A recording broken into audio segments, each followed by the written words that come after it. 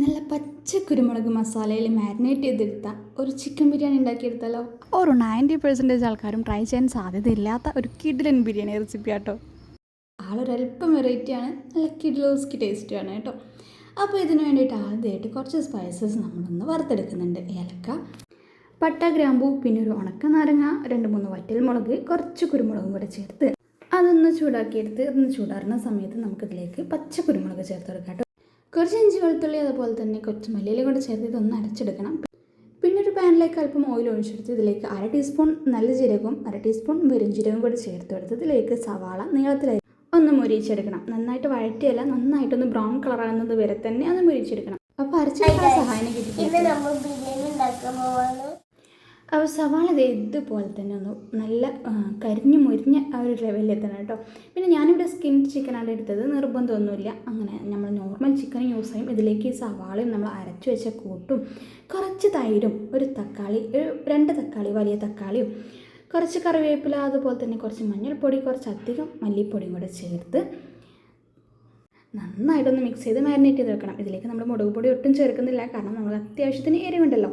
അപ്പോൾ ഇതുപോലെ ചിക്കൻ ഒരു 2 മണിക്കൂറെങ്കിലും റെസ്റ്റ് ചെയ്ത് വെക്കുന്നത് നല്ലതാണ്. പറ്റിയില്ലെങ്കിൽ അരമണിക്കൂറെങ്കിലും വെച്ചോട്ടെ.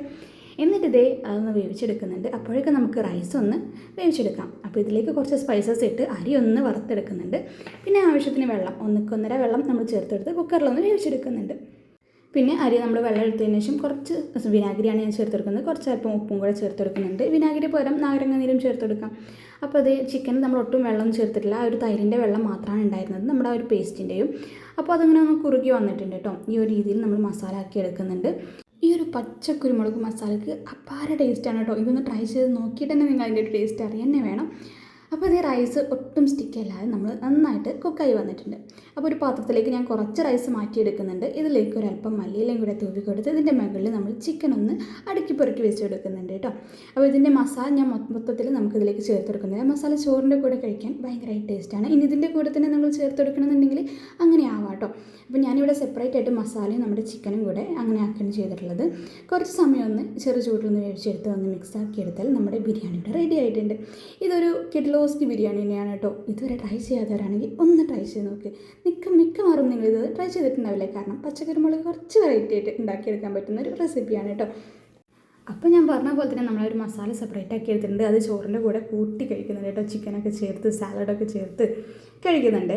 അപ്പോൾ നമുക്കിനി ജയിലിൽ റിവ്യൂവും കൂടെ എടുക്കാം. അപ്പോൾ നിങ്ങൾ ഇതുവരെ ഈ ഒരു റെസിപ്പി ട്രൈ ചെയ്തിട്ടില്ലെങ്കിൽ തീർച്ചയായും ട്രൈ ചെയ്യണമെന്ന് ഞാൻ പറയുള്ളൂ കേട്ടോ. അത്രയ്ക്ക് അടിപൊളിയാണ്.